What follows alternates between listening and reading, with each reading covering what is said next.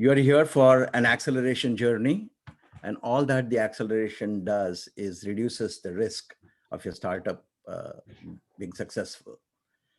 So reducing risk in achieving startup success, why? Because your time has a return on investment. Your time is fungible across many activities. So you don't want to end up doing the wrong thing and achieve nothing. You want to do the right thing and be the person that everyone wants to meet and offer funding to. The acceleration program also helps you fail faster. So what that means is fail faster because you don't want to be stuck in a Groundhog Day. Acceleration program will give you an ROI on your time. Failing faster saves you time. What we're going to talk about today is investors' view of startup funding and how to make your startup fundable. I'm going to go through first the early stage and then the growth stage. Okay, so it's going to be a slightly longer presentation. So how do you make investors buy into your vision? Okay, so you know that when you come to an acceleration program, you're learning how to pitch. Why do you pitch? You pitch because the investors buy into your vision. So we have to look at this entire exercise from an investor's perspective. Okay, so let me give you investor's perspective. Let's say you have a startup, you have 5 million valuation, and you have a seed investor who has invested 1 million post seed, which is 20% of the equity that you have given to the seed investor. As you go through several rounds of funding, the seed investor gets diluted, but he stays net positive because the valuation too has increased over this period of time. So his valuation is now diluted to say 10%. Okay. So his 1 million got him 20% earlier. Now the same 1 million he has invested is only worth 10% of the entire equity of the company. But he wants his investment to multiply 10 times. Okay, so he wants this 10% to now return 10 million, which means he's looking for a 10x return, an approximate time frame of, let's say, 5 years or so. So how does he get 10 million at 10%, which means that the company's valuation really has to go to 100 million, which is in effect a 20x growth in the business valuation. And that's what typically investors look for. The investors are always looking for a home run. So they're looking for a probability of 20x valuation so that they can get 10x return. So how do you get such a growth in valuation? It's very simple, because a growth in valuation will almost always equate to the growth in business, okay, plus or minus the market economics. But let's look at, what is in your control. The market economics are certainly not in your control. Okay, the growth of valuation depends on the growth of business. So this is the only thing under your control, okay, to establish the high probability that a valuation can grow in 5 years to the expectations of the investors. So there are 3 things which are critical in order to appeal to the investor. The first is you have to tell him that you have an opportunity, or you have discovered an opportunity that is real. Okay. Second, your opportunity has a growth potential to give you 20x valuation growth in a period of about 5 years. So it's critical for you to understand over here that growth is not a product talk. It is about how you build a business out of it. Very often I see entrepreneurs, doing a product talk, when they're trying to pitch, but it's not about product talk. Okay. Your product is there to solve a problem, but how do you build a business out of it? That's what the investor is looking for. And not just building a business out of it, but building a big business out of it. Okay. And that's where the third part comes in, which is your capability to execute. Okay. Can your team seize that opportunity? Okay. So pitching is about telling your story. Okay. So, we will emphasize all through about how to pitch, how to present to your startups. So pitching is about telling your story. This is what you will hear. It's like a broken record that you will hear everywhere. Okay. But the moot point is, do you have a compelling story to tell? Okay. Does it make people drop their jaws in awe? A good pitch will get you a first meeting with the investors, but then what happens next? It's the peeling of the onion, a deeper dive. Okay. Where your vulnerabilities are examined under a 100x microscope. You have to go beyond the pitch and now get ready for that. So how do you do that? Let's start with a critical review of your startup. Okay. So first of all, fundamentally, a lot of companies that I come across, they are not startup in a true sense. Okay. They are good businesses, but they are not startups in a true sense. So let's look at the characteristics of a startup. A startup is always challenging the status quo. Okay. It says because there's always a better way to do things. Okay. It takes courage to go against status quo because there is immense pressure to focus on the short-term things and what is working. A startup also tries to bring about a fundamental change in the approach, a paradigm shift in the underlying assumptions. Okay, and you can call it market disruption, because you will see that a lot of startups try to go to underserved markets, okay, win over there, and then come to the major markets. Okay, so you are always trying to find out what are the hidden needs of the customer. Okay, the startup that is able to find out the blind spots of others, okay, that others have missed or ignored, is the startup that is going to be truly successful.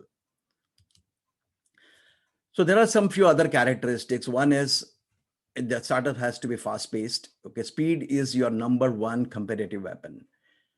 Driving top line in the initial stage, all your focus will be on driving the top line when you're seeking adoption of your solution. Startup is not just about your idea or your product. You have to wrap it into a very innovative business model. And then all startups are high risk, high reward situations. So when you go to an investor, it's not about this is a riskless investment. Okay, the investor is willing to take a risk for high rewards. So what you need to articulate is, how have you thought through in terms of mitigating the risk? So let's look at this. How do you make your startup fundable? Is your startup fundable in the first place? Okay, so either you're fundable or you're not fundable. That's easy thing to say, but it's incredibly hard to explain.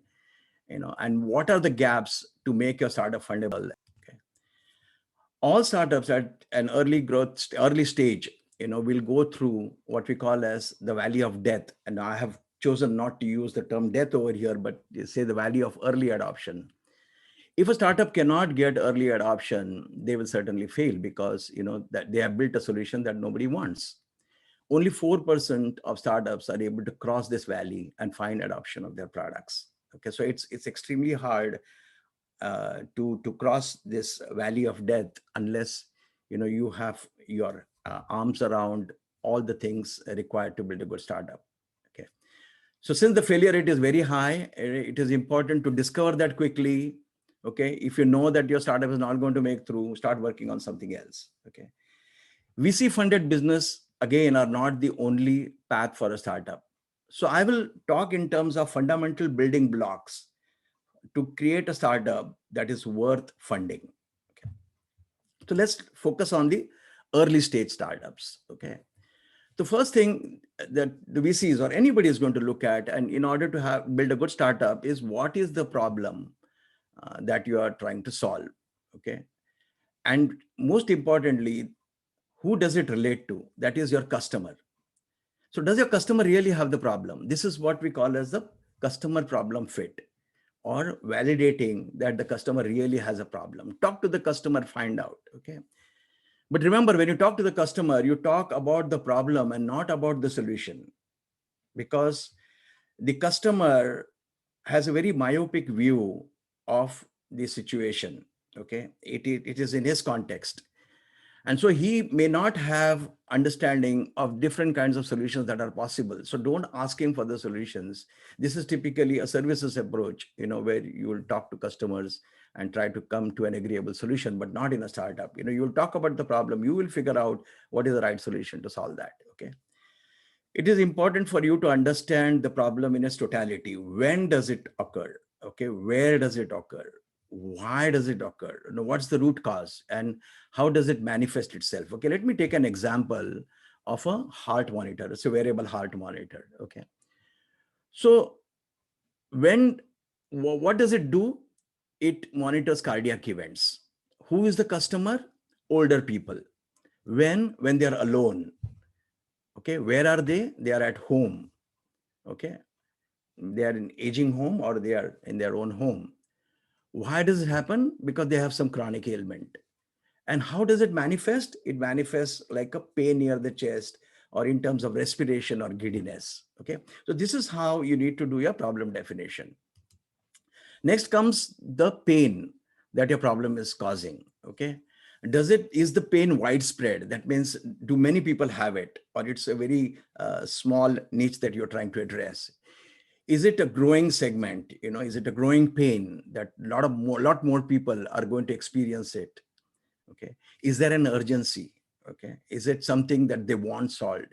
How urgent it is it mandatory? Okay, COVID has brought up a lot of startups, which have come because of mandatory reasons like COVID compliances. Okay, so there is OSHA regulation for security at workplace, and that has a lot of COVID factors to be applied over there. And there are startups, who are doing it because it is mandatory for people to implement that.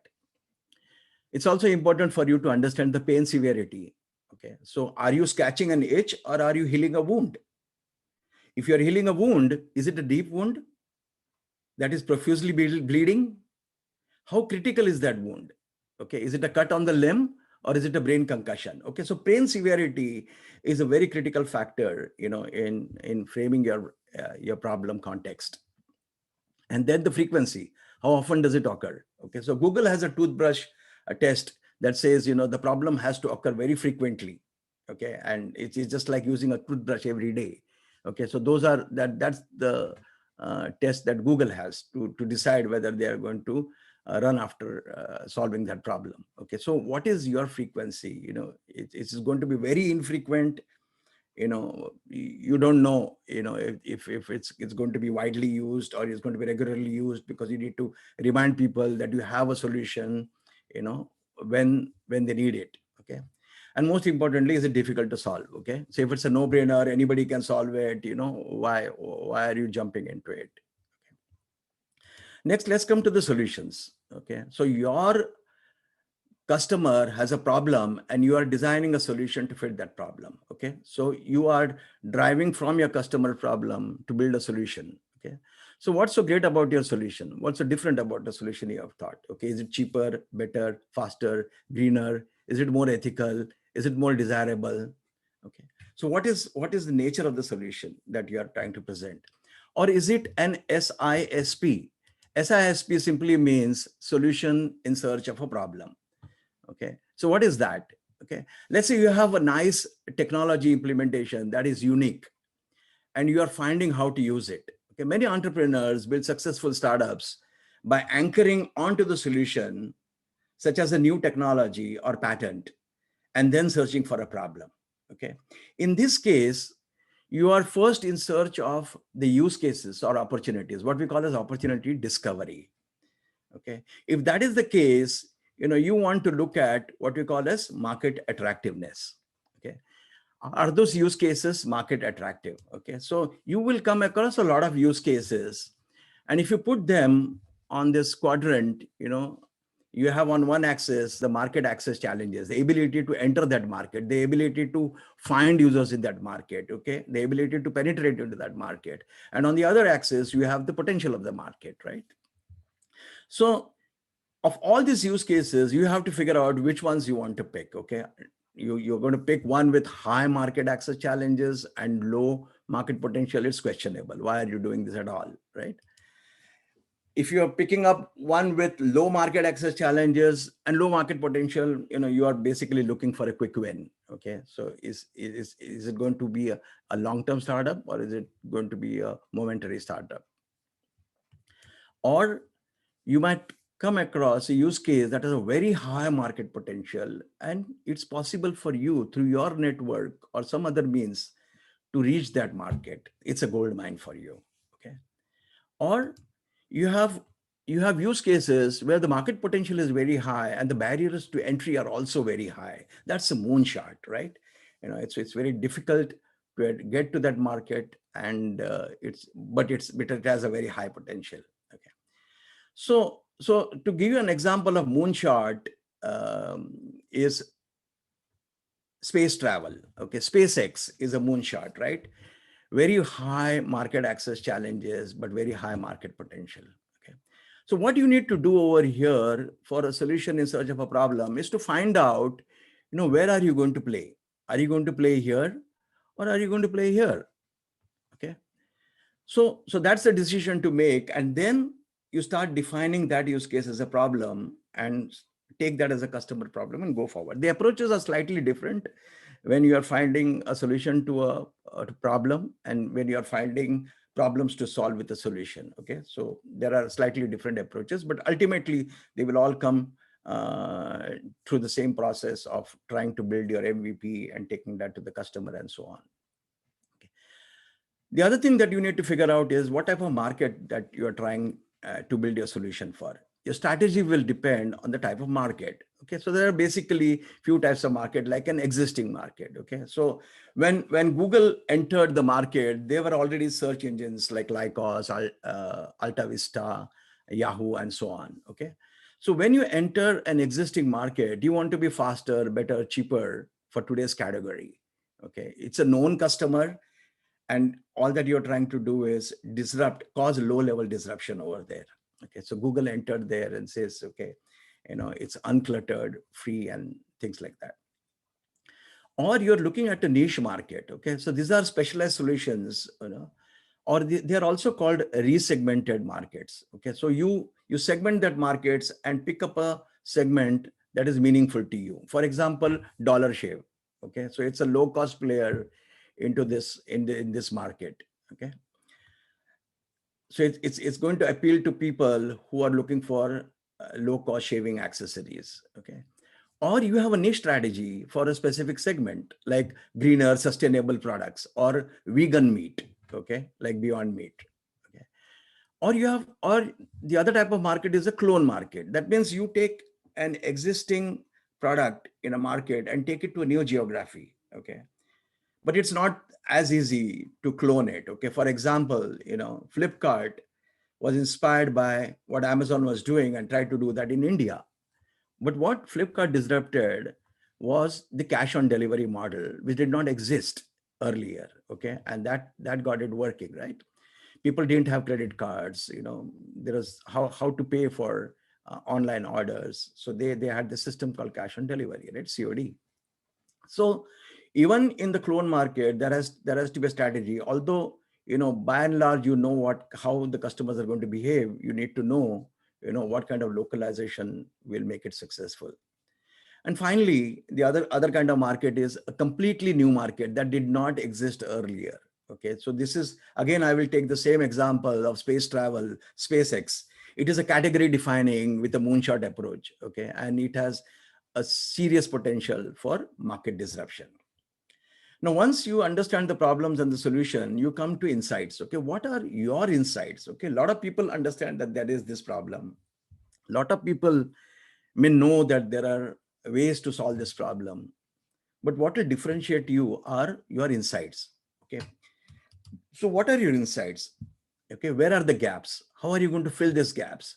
Why is your solution going to work? Why will customer adopt your solution? What are the alternatives available?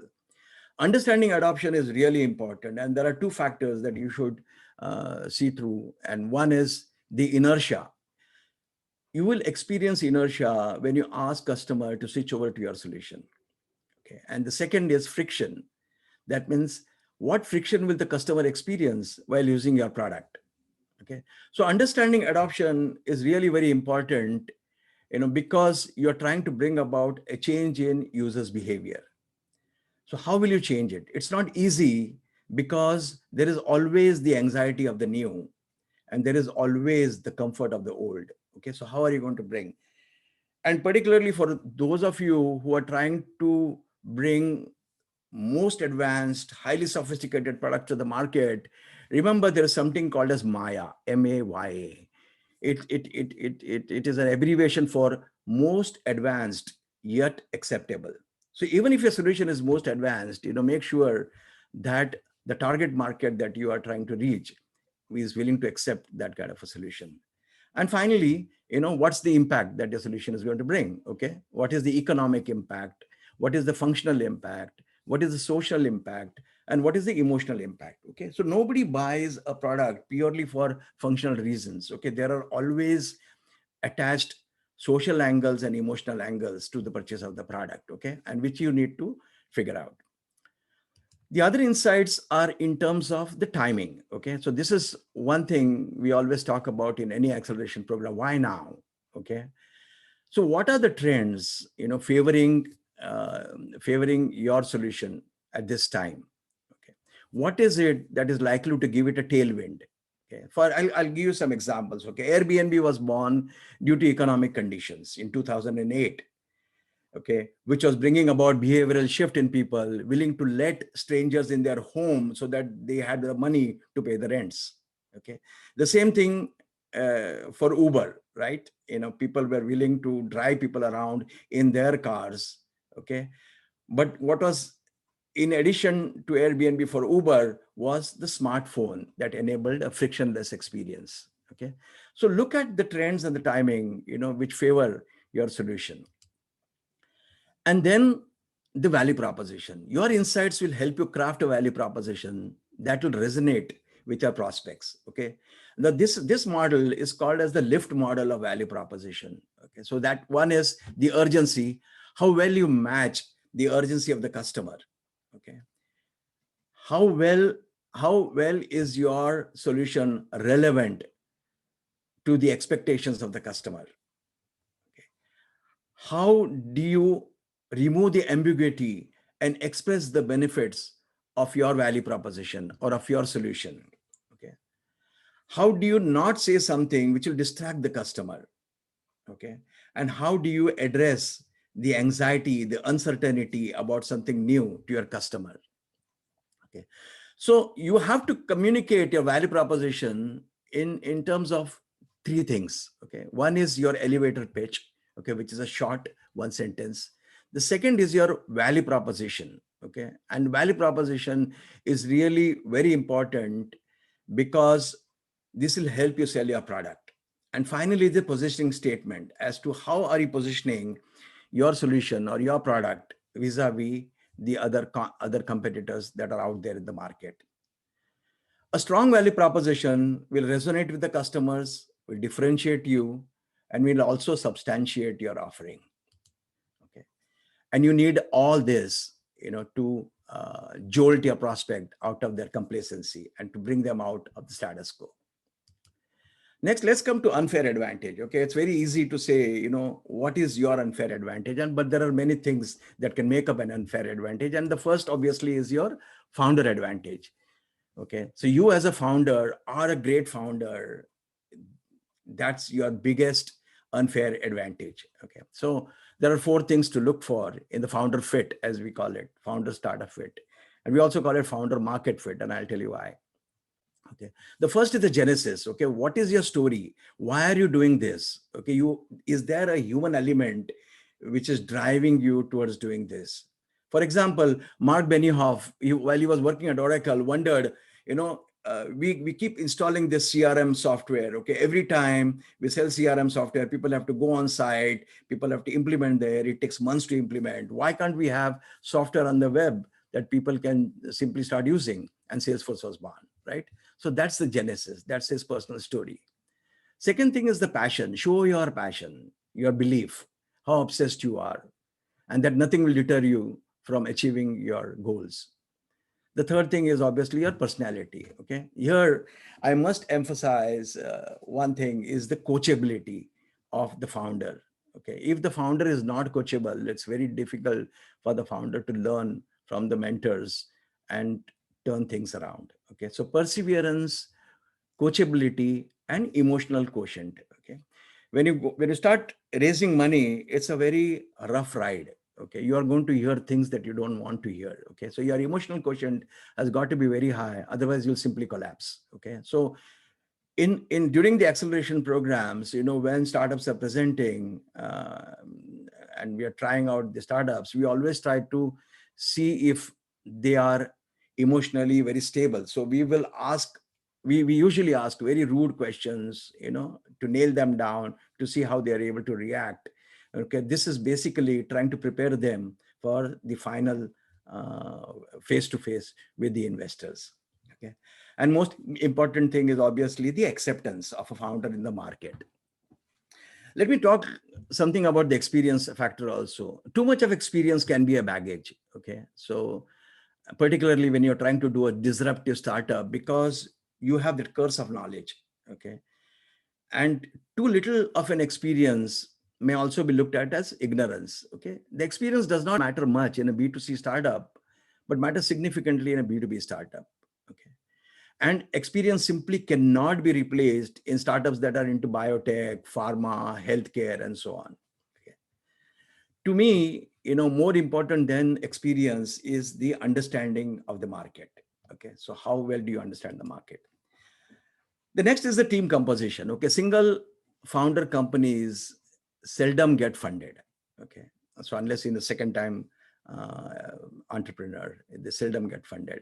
Okay. So because investors will always look for a team, and the ideal team is a team of 3 people, someone driving products, somebody driving the tech, and somebody driving the business. Okay.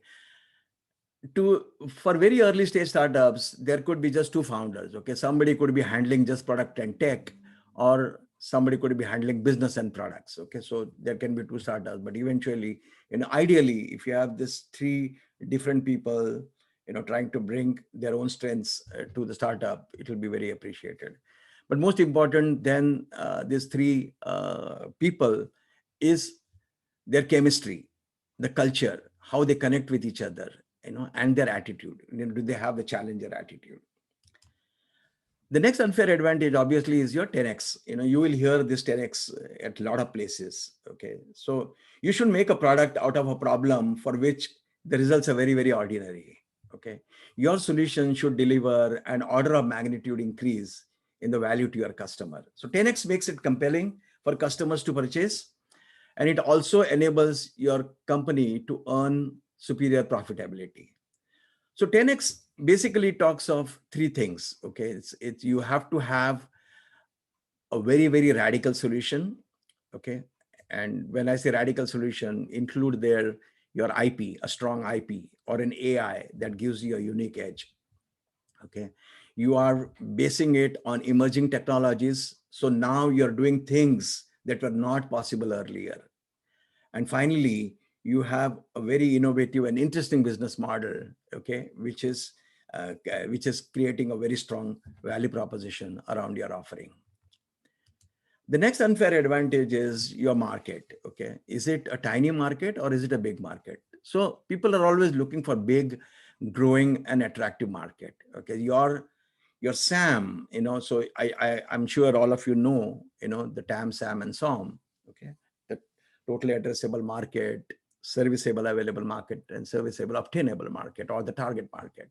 Okay, your SAM should be greater than 1 billion. Okay, why is that? Because VCs like business that have a potential to scale up to 100 million in revenue.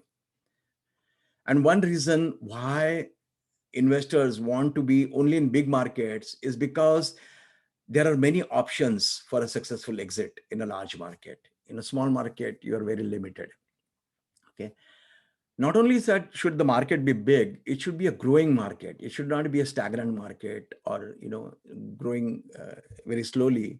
It should be growing at least 20% year on year. Okay, so that's the market that you want to go.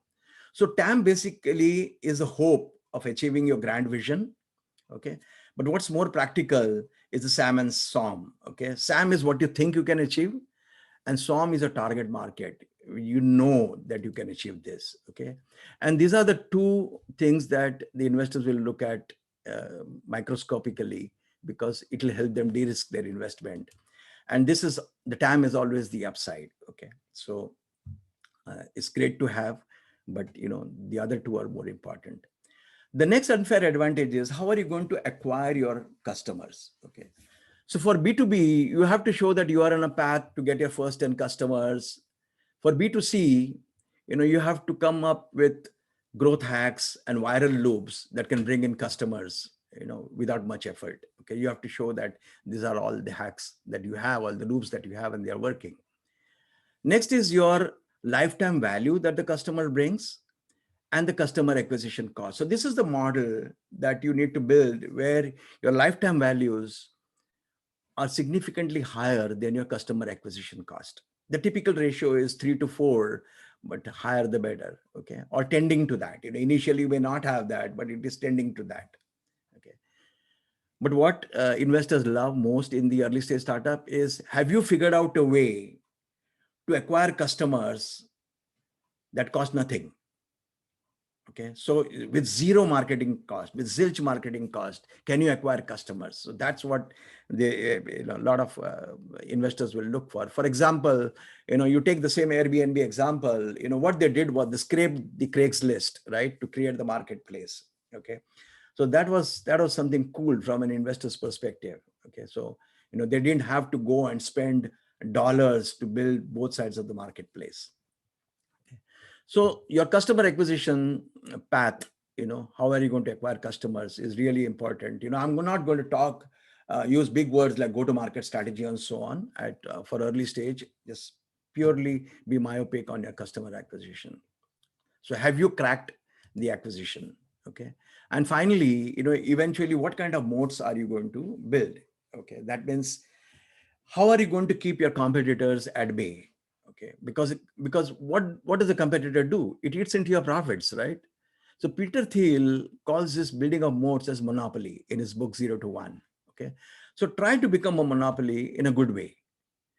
Now there are various ways that you can build this moats, right? There is a network effect like WhatsApp and YouTube. Okay, they are basically driven by the network effect. There are people who use, and then there are people who spread its use. Or you get a 10x advantage. Okay, you're so much superior to others that they can't even catch up with you.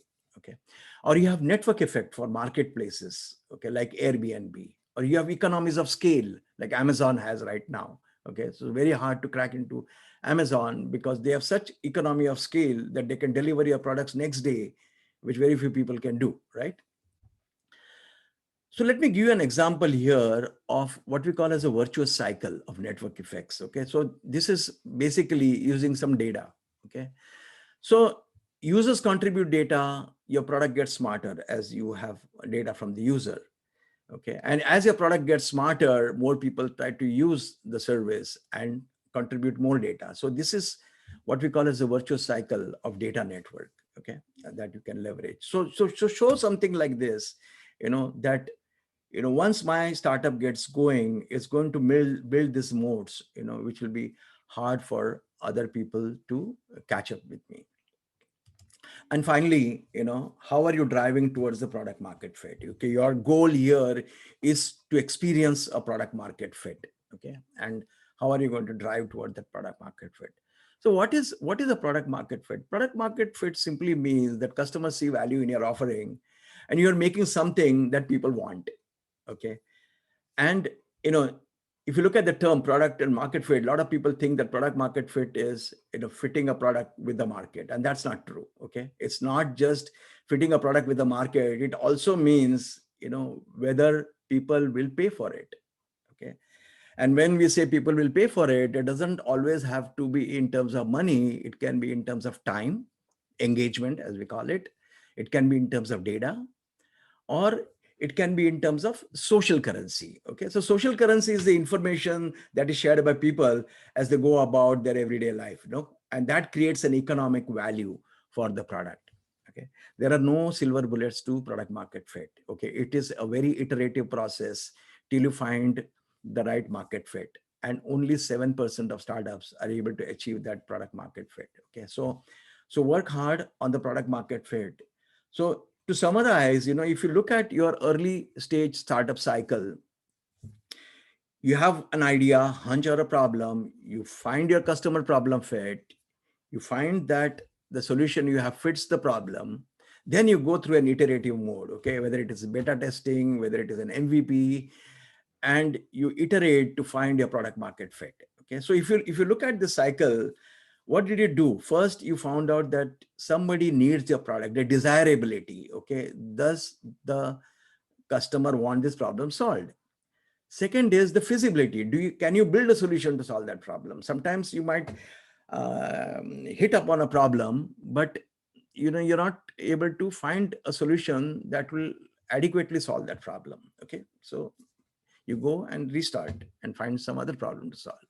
So feasibility. And the third thing obviously is the viability. Does it make a viable business? Are people going to pay for it in some form that I can monetize and I can build a business out of it? Okay, everything after this, after you find a product market fit, is into the growth stage. Okay, so we are now going to move into the valley of growth.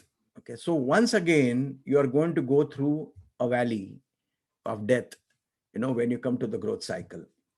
So this transition is not easy, and a lot of startups fail to make this transition. Okay, we also call this the chasm. Okay, it's the second valley of death, and we call it chasm. So as you move from early to growth stage, you will see this chasm. So let's look at this. Okay, you had a customer problem fit, you have a customer discovery, you had a solution discovery, you have a product market fit, and now you're transitioning. So what are you trying to do? You're trying to go into growth discovery mode. Okay, so why is it so different? You had these three things going for you, and why is this suddenly different? Okay, this is because in an early stage you are trying to explore things. Okay, you're trying to experiment. You're trying to do iteratively things till you came to your product market fit. Whereas in the growth stage, you're going to be a little disciplined. It's a different mindset. You're going to execute now, and it's a mercenary psyche that is going to help you over here. It's not your creative psyche that is going to help you. That is okay for the early stage, but here, how am I going to build a business out of this? Okay, so in the early stage, you're obviously going to do things that don't scale. Okay, you are not going to make a perfect product. Okay, you are going to make it perfect only for a few customers. Does it work? Okay, and continue on those few customers until your product starts sticking with them, unless you see wildly successful outcomes. Okay, but when you come to the growth stage, it's about doing things that will scale. Okay, so how do you go from the exploration mode to execution mode? One is you have to learn how to cross the chasm. Okay, so how do you go from one kind of market to other, and we will talk about that. And once you do that, you know how to find the tornado. Okay, so tornado is something, it's a hack that you have which will allow you to scale significantly. Okay, you found the secret sauce of growing very rapidly. Okay, so that's your tornado. In most of the B2C cases, after you find the product market fit, you know you don't have to really cross the chasm. You just need to find the tornado. Okay, find a way to take that product market fit, what was working, what growth hacks were working, and multiply them. Okay, so that they can help you scale. So before product market fit, you always optimize for fast learning. You pivot. If required, you look at new markets, new problems, new solutions. And after the product market fit, all that you're going to do is work on raising capital, acquire customers fast, and spend on customer growth. Okay, so let's look at the building blocks in this area. Okay, so one is the focus on post seed. Okay, or series A focus, as we call it. Okay, one is monetization. Okay, so what are your revenue streams? How your revenue models are unique. What conversion rates are you seeing? So these are the kind of questions that you should be able to answer. And this is what you should prepare for. How are you going to, how are you making money out of referrals? How the renewals are occurring. These are the kind of questions that you need to focus on. If you're not monetizing yet, great. Show an exponential growth of active users. Okay, which can be monetized later on. Okay, which is achieved with some sort of magic virality, that can help you get great funding. In monetization, the VCs are also going to look at what we call as the revenue mix. What does your revenue comprise of? Okay, typically this is very true for a B2B startup. Okay, so how much of it is software, how much of it is support, how much of it is services, and how much of it is hardware, right?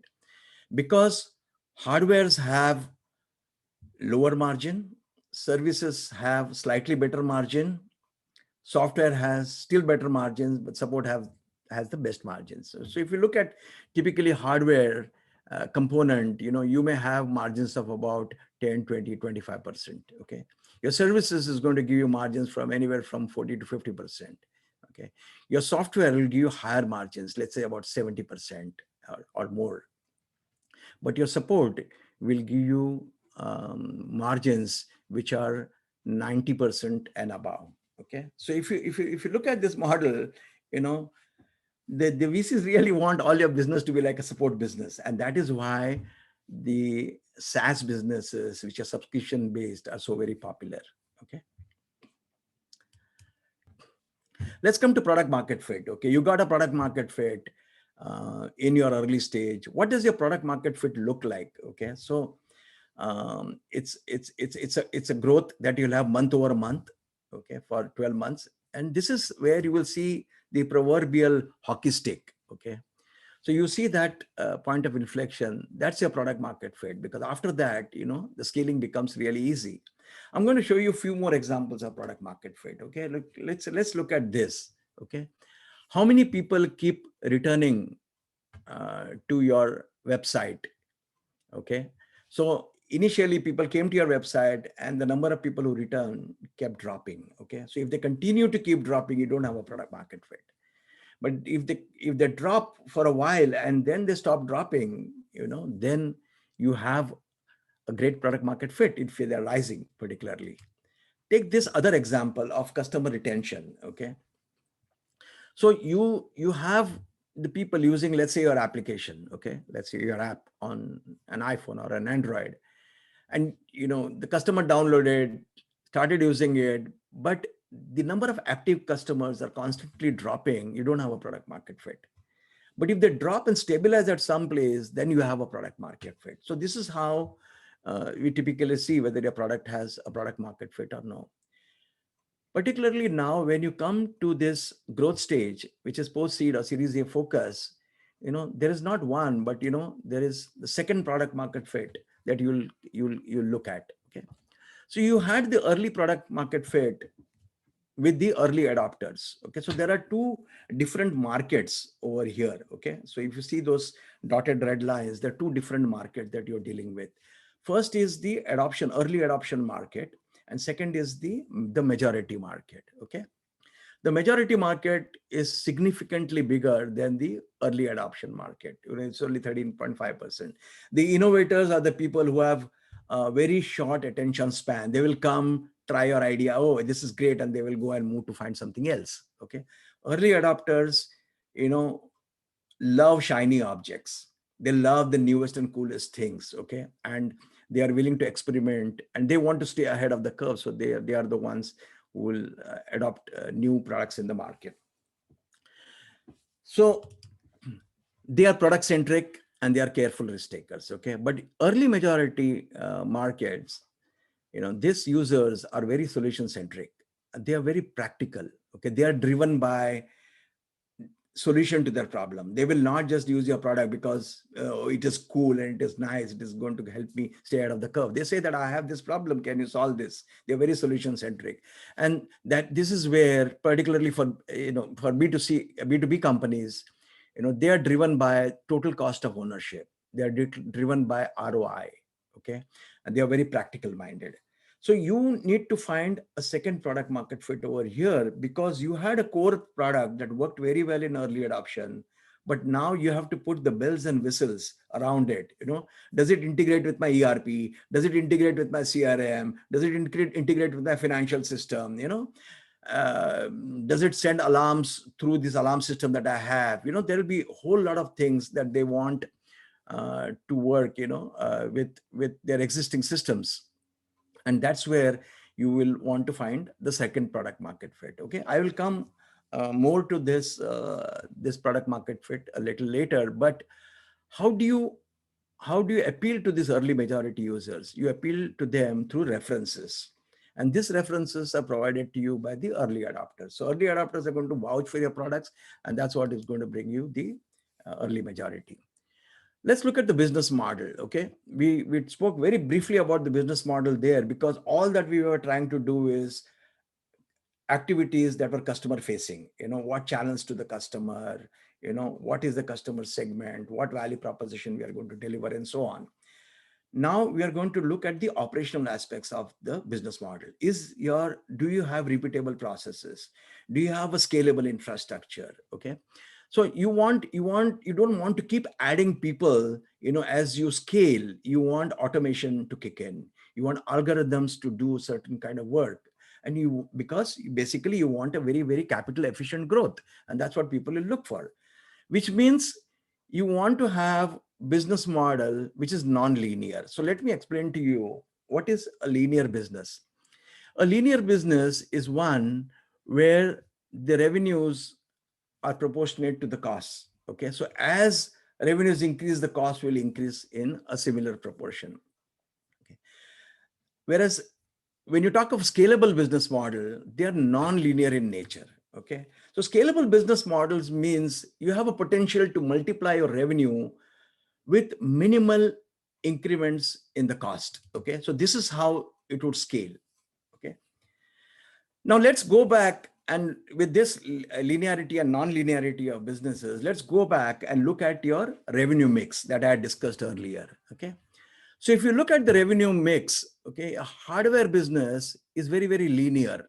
Okay, then a services business. Services business is also pretty linear because, I have 100 people for this project, 200 people for that project. So, number of people and the project size, but now they are getting smarter and they're trying to use frameworks and tools and accelerators that will help them deliver with fewer people.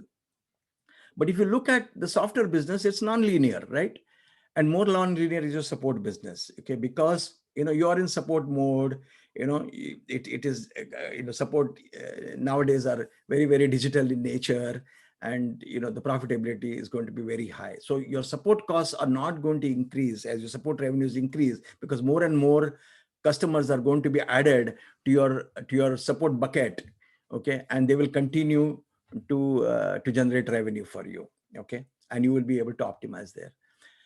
The next thing that you want to look at is the growth velocity, okay? And we typically use a word which is called as 2T 3D over here, okay? So what is 2T 3D is what is I'm going to explain that over here. So that's the growth velocity that the investors look for. It is a very ambitious growth. You see that it looks like a hockey stick, but it is possible. Okay, so and you have to put together a credible plan which will show that you have the ability to achieve this. So let's see how this happens. Okay, so this is your product market fit. You are experiencing a product market fit. Moment you have your product market fit, you should be able to scale significantly. That means you should be able to triple your revenue 2 consecutive years. That is 2T. Okay, and then you should be able to double your revenue in 3 consecutive years. That is 3D. Okay, so that's the growth velocity. Okay, so what is your customer acquisition strategy to sustain that growth? What are your engines of growth? Your stickiness, viral loops, conversions, category dominance, repeat orders, network effect, all that is going to help you explain this growth, because you can just put the numbers on the spreadsheet, but if you're not able to explain those numbers, then you have a problem, right? So it has to be, your numbers have to be substantiated. Apart from growth velocity is the sustainability. Okay, so are you always going to be in a customer acquisition mode? You want to be in customer acquisition mode, but you want to be able to do more of farming than plain hunting. Okay, so once you have acquired the customer, how do you get more and more business from these existing customers? Okay, how do you have them stick around with you longer? The longer this customer stick around with you, you acquired the customer at $X. Okay, but if you can make them stick longer with you, you're going to get more revenue out of the same acquisition cost. Okay, so your customer lifetime value is under focus now. How are you increase your CLV? And to increase your customer lifetime value, you need to focus on customer success or focus on retention. So customer success, basically, how do you focus on retention and how you get more customers to stay and continue to use your service? Okay, so that's very vital. This will bring about capital efficient growth. Okay, when you focus on the LTV, be paranoid about this thing, about how you are increasing your retention type. So you can use ratings, reviews, net promoter scores to understand the churn and show the investors, how you have been able to control this and increase your CLV. Okay. Next is the sales motion, very important factor over here, because you need to keep acquiring customers, right? So after the product market fit, how do you uh, continue to acquire? So in the early stage, the founders are doing the selling. Okay, in the growth stage, you want to hire salespeople who will do the selling for you. Okay, so non-founders should be able to sell. Okay, so you found a product market fit. Now it's a time to find your product channel fit. Okay, so you're not going to get off your chair every time and start going to the customer product. So you're going to hire people. Okay, so what is the channel? Are these people? Are these partners? Okay, what is the channel that you are going to use to acquire these customers? Okay, and this is where we come to a concept of product channel fit. So there are multiple channels available to acquire customers, right? You can have uh, you can have an inside sales, you can have outside sales, you can have web sales, depending on the size of the product, depending on the nature of the product, there are different channels that you might use. But you want to find out the channels which is giving you higher conversions, which is lower cost of customer acquisition, and it can give you wider reach. So that's the product channel fit. So it's always a very interesting discussion with the customer in terms of, okay, I had tried these 3 channels. These are the 2 channels that work for me. This is my cost of customer acquisition with this channel, and with this channel, and the investor is going to love this stock. And next, obviously, is, do you have a repeatable sales motion? So if you are going to hire people to use, you're going to have channels like your dealers, distributors, partners, OEMs to push your products. Have you designed a playbook that they can use to sell your product? Okay. Have you a funnel metrics that shows that from the leads that are coming in, from the marketing qualified leads to sales qualified leads to different stages of sales into a closing of the deal, how is your metrics functioning? Where are the gaps and how are you addressing them? Okay, so that is really a very interesting conversation, because you want to have your finger on the pulse where you're losing opportunities, right? So you keep measuring to find out where could I be potentially losing opportunities and how do I handle that? So post series, again, you talk of the market opportunity, but here, you are not going to do a top down market sizing, but you're going to do a bottoms up approach. Okay. So, you are going to build, and this, you're going to learn all this in the acceleration program. But remember that in the series A or growth stage startups, it's always a bottom up approach of market sizing that you will do. And most important is you will identify the beachhead, because in the growth phase, you have to show your segment leadership. Okay, you want to build a segment that you can rule. Okay, and that is what is going to help you build a tornado. Okay, so beachhead becomes critical in this. In the early stage, don't talk of beachhead, because you are still exploring, you are still trying to find out, where your solution will stick. Okay, but here now you found out that these are the kind of people who are responding, so that's my beachhead I'm going to go after. And this beachhead will help me expand the market or help me penetrate the market. Okay, so take an example of Amazon. It started with books, okay, and then it went to CDs and DVDs, and then it went to every damn merchandise, right? So how it went from a beachhead to expand its market and penetrate the market. And then we have to obviously talk about the competitive landscape. Okay, so there are direct competitors, and very often I see that people only list direct competitors. Okay, so there are secondary competitors and indirect competitors that you should be aware of, even if you don't list them. Okay, because very often in discussions with the investors, this will come up. Okay, so I will give an example of what are direct, secondary, and indirect competitors. Okay, so if you take the case of pizza. So Pizza Hut has a direct competitor in Domino's. Okay, but they also have a secondary competitors, that is bake at home pizzas. Okay, that's a secondary competitor. Domino's is a direct competitor. But since Pizza Hut is in the business of fast food, McDonald's is their indirect competitor, okay, because it's in the fast food business. I'll give another example, okay, to clarify this. Okay, take the case of Netflix, okay. Who is their direct competitor? Amazon Prime, okay, it's a direct competitor. Who is their secondary competitor? Movie theaters are the secondary competitors, okay. It's a different way of delivery. They are the secondary competitors. Okay. But Netflix is also in the business of entertainment. Okay. So they also tend to compete with concerts, circus, and other things that entertain people. Okay. So if you look at that holistic view of entertainment, then their indirect competitors turn out to be this, right? In your competitive landscape, I always see people, drawing their quadrants for competitive landscape with the features of their product. Don't do that. Okay. Particularly in your growth stage, differentiate based on your strategy and not on the attributes of your technology or of your product. Okay, that's very vital. And finally, you will wrap up all this into milestones and financial plans, right? So milestones are a compelling roadmap, that will show to the investor that cash is your only constraint for scaling the business in the growth stage. Okay, and financial plan obviously is a 3-year plan, with your actuals and the projections.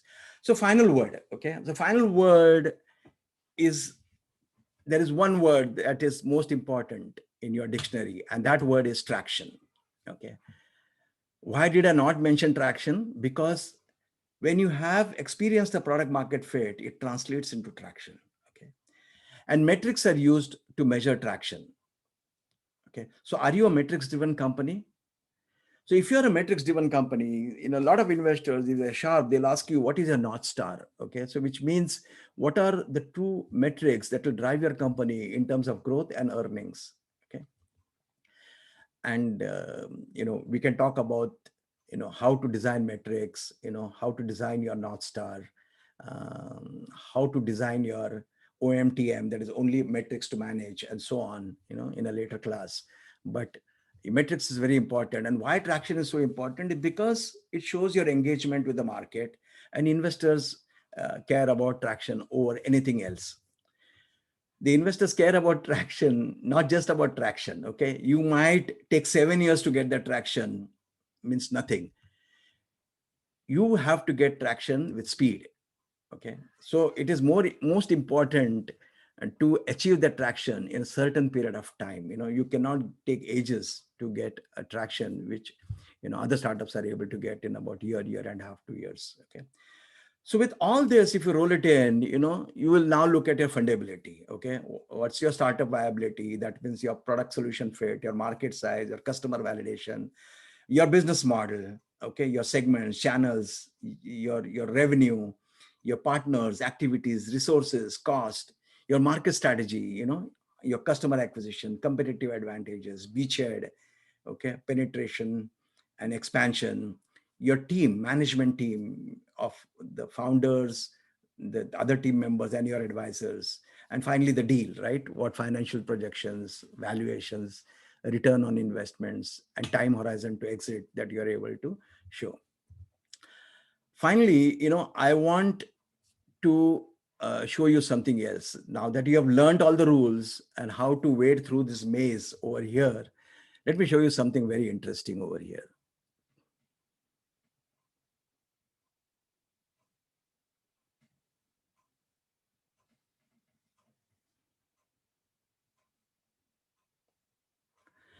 So you learn the rules. Okay, I've shown you all the rules. Why do you learn the rules? So you know how to break them, okay, and make your own rules, which will go down in the history of your startup. Thank you.